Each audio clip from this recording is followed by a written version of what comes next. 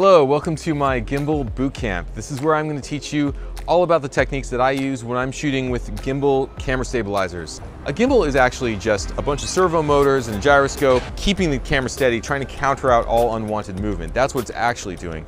But what the audience perceives a gimbal move as is very different. It can appear to be, for instance, a dolly move. The gimbal moves in a straight line as if it's on rails straight toward your subject. Or it can appear to be something like a Steadicam, where it's moving more freely around your subject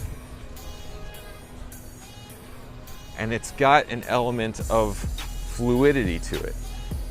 Or it can appear to be a slider, where it's just tracking in one linear direction with a limited range of movement.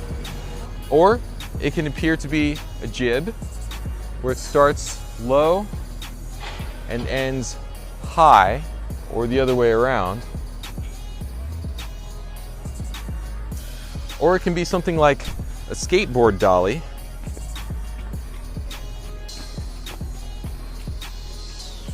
or if you get enough extension, the gimbal can even appear to be a drone. The gimbal can appear to be a lot of different things to the audience, but the one thing you don't want it to look like is a gimbal. You don't want it to look like a robotic, mechanical camera stabilizer jerking around and making sudden movements.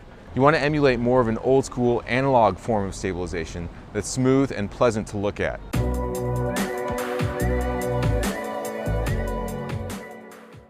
Every time I move the gimbal, I'm trying to keep the move as simple as possible. So if I'm trying to move between two subjects, I think of subject A and subject B as points that need to be connected by a vector. And I move the gimbal smoothly between those 2 points. It's sort of like motion graphics. If you've ever used After Effects, you usually move the object in a smooth way where it starts slow, it eases in, and then it eases back out.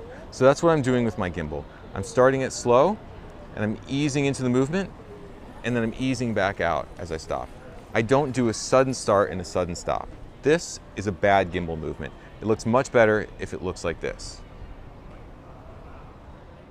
I always try to create a shot that has a defined beginning and a defined end that are framed fairly well. So if you took a still shot at the beginning and you took a still shot at the end, they would look like fairly well composed photographs. That's the ideal. I may not use all of the shot in the edit, but I at least want to have that option. So Yannick, what you're going to do is you're going to stand up, you're going to walk to that light pole, and you're just going to stand there looking straight ahead. Action.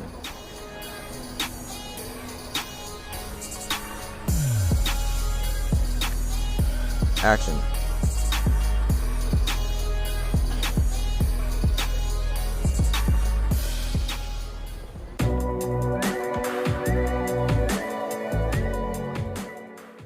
Why don't I use an external monitor? Well, there's a few reasons for that. The first reason is that an external monitor takes extra time to set up and involves a few cables dangling down from the camera all the time. So it restricts my movement. It makes me move a little bit slower, and it forces me to stop the flow of my shooting. I've looked into wireless solutions, and right now the wireless options that there are for external monitors are just a little bit too bulky for my current setup with my camera and my gimbal. You can use a wireless app with most brands of modern DSLRs and cinema cameras and mirrorless cameras, but the apps are usually based on Wi-Fi, which means that the reception is going to be really spotty if there's any interfering radio around you. So I've found that the app usually drops out and causes more problems than it's worth. I just usually eyeball it, I do a bunch of takes, and I go with my gut. And at the end of the day, most of the time, I have what I need. Just remember, every time you stop shooting, review your footage. Look at it closely. Look at it through the viewfinder. Make sure it's in focus. Make sure there isn't any shake that you didn't notice before. Make sure there's nothing that you wouldn't want to do a retake for before you move on.